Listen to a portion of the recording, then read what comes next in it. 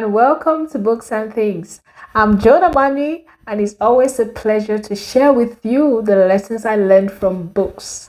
Finally, the 360 days of January are over. As I went through the content options for this week and this new month of February, my heart was fixed on purpose. And what is purpose? Why are we here? Purpose is something that we all think about, knowingly or unknowingly. Sometimes you just wake up in the morning and you ask yourself, why am I on earth? Why are you here? Why were you created? Why do you do everything that you do? Is there a bigger reason? And someone will ask, is there a method to the madness of life? I don't think that God created us to just come to this world for no good reason. We all have a reason why we're here, and that's what we'll be talking about for today. There are countless books on the topic of purpose, but the book I chose and the one that resonated most with me is a book by Myles Munroe, and it's titled In Pursuit of Purpose.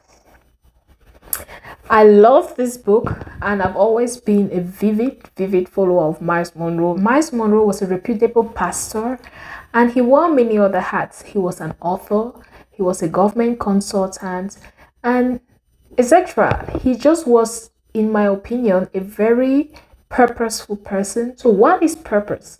What's purpose about? Why were you born? Like, when we talk about purpose as a whole, what do we mean? Now, I can go on here ranting about what purpose is, but there's an easy way for me to do it. I'm just going to read 3 or 4 definitions of purpose Myles Munroe gives in this book. So he says purpose is the original intent for the creation of a thing. Purpose is the desired result that inspires production, or the destination that prompts the journey. I like this one. Purpose is the destination that prompts the journey.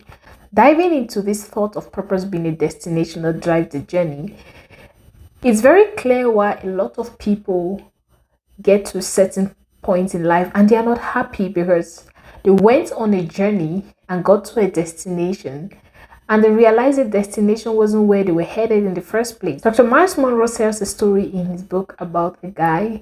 I think he went for a swim in the ocean one day and he helped save this old man.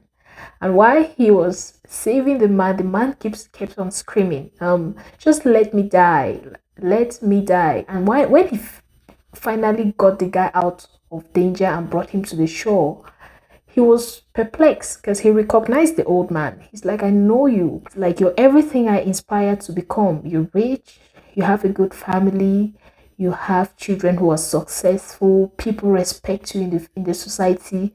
You've basically made it.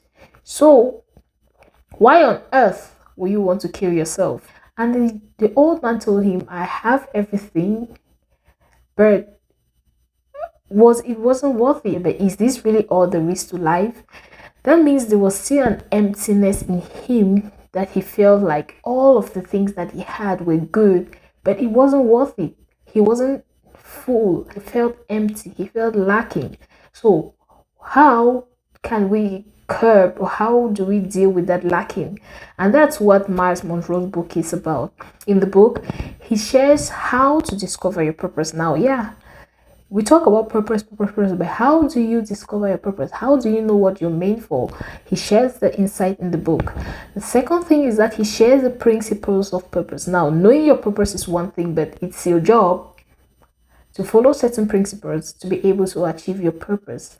And he also shares about purpose and time. Like, purpose and time are related in a certain way that we have to understand in order to be able to be happy. Because if you have purpose, you know your purpose, and you don't work towards your purpose, and you don't work towards the purpose in a specific time bound, you're going to feel unhappy still. There's so much to unpack from this book, and I wish I could give you the details about this book, but unfortunately I can't. So before we go, I'm going to, as always, give you 3 lessons I learned from reading this book.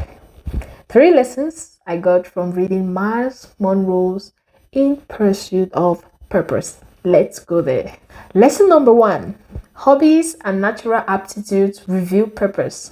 What does that mean? It means that in order for you to know your purpose, You can look at your hobbies and your natural inclinations, like the things that you can easily do without having to stress. For instance, I am an extrovert. An extrovert may be inclined to do things that an introvert isn't inclined to do naturally. And second way to know, apart from your personality type, is also your hobbies. What do you like to do?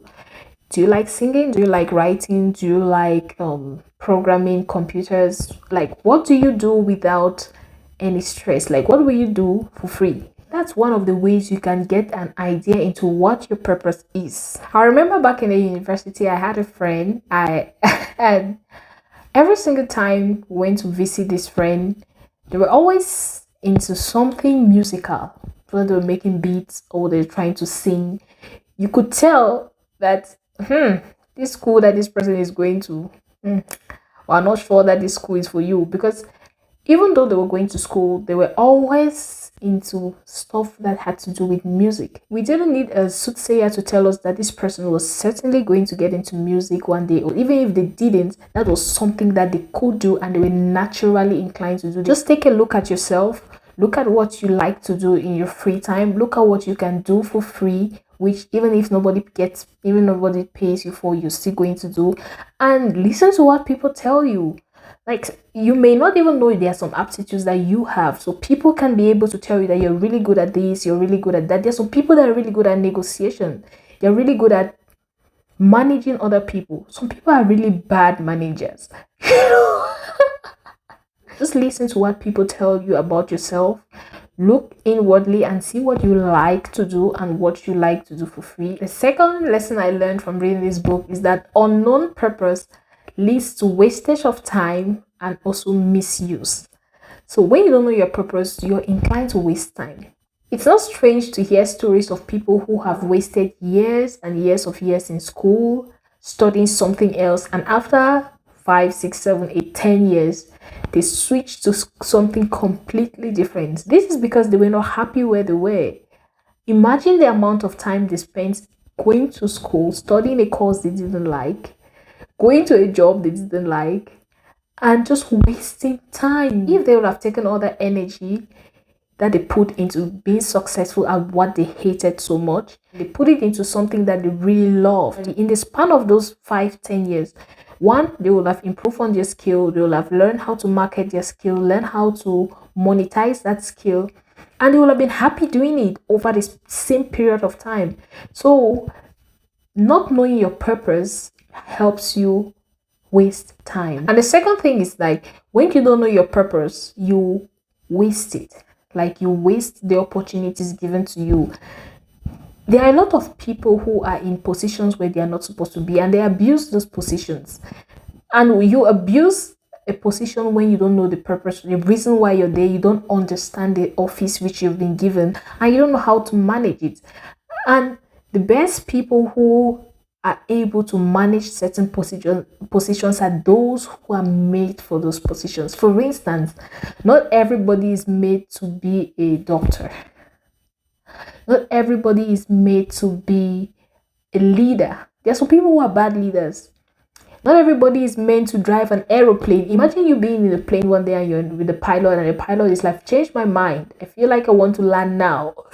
It's the same way being in a career where you're unhappy and at one time you just want to drop everything and go down. So we all have that manager or that colleague or just somebody that you know who is in an office, and every time they go and come, people complain. Or somebody who is just so bitter about everything because they're where they know they're not supposed to be.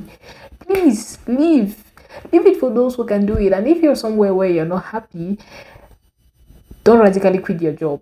That would be a dumb advice, but look for a way to slowly transition to where you're supposed to be and find happiness. Now, the third thing I learned from reading this book is that knowing your purpose eases decision making. I was working a few years ago, and every time I went to work, the only thing that came in my mind when I left work, once I got to the office and when I left the office, I was like, why am I here?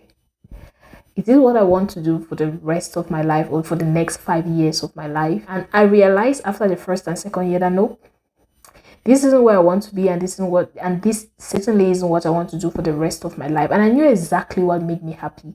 I knew exactly what I wanted to do for the rest of my life. And it's talking. I'm an extrovert. I'm a talkative. I just wanted to talk, share my views, share my thoughts, and the milieu or the space where I found myself doesn't give me the liberty to express myself the way I wanted and how I wanted to express myself. I wasn't happy. I knew I wasn't happy, and I knew that wasn't where I was supposed to be. So immediately I knew where I wanted to go and the field I wanted to study. It was easy for me to decide what course I was going to take after that to be able to get to that field, what course I was not supposed to take, the kind of books I'll read, the kind of people I'll mingle with, the kind of places I'll go, the kind of things I'll expose myself to. So once you know your purpose in life, it gives you a little bit of direction. Decision making becomes easy. You easily know what is going to take you to your goal and what isn't, because after you know your purpose, you can easily develop a vision for your life. Once you develop that vision, you break the vision into goals which will be easily achievable within certain time frames, and that makes it easy for you. But there are people whom we know yes, you and I, we know them. They are very indecisive.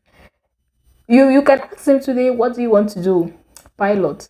Tomorrow, architect. The next day, musician. The day after, actor. Like, they are so confused. They have no goal. They are very versatile. Decision making to them sometimes is very difficult because they are not certain of where they are going or why they are going there. It becomes very burdensome, not only for you asking the question, but for the person himself to figure out everything for themselves. Knowing where you're going to actually is helpful. It's so relieving. It gives you a certain level of peace, and it makes you not look like a confused person in front of people. I'm just going to give a bonus lesson because it's something that I feel everybody has to know, and it's the fact that purpose makes the work worth it. Like, it makes your hard work worth it. If you're doing something that you love and it's hard, it seems impossible, and it's not paying you as much as you want to be paid, but you're happy doing it and you see yourself progressing over time. If you spend 10 years doing that thing, for instance, and you see how much progress you've had over the course of the years, it gives you a certain level of fulfillment that money, status, and any other thing cannot give you. And that's what we're talking about today. That fulfillment, that feeling of achievement.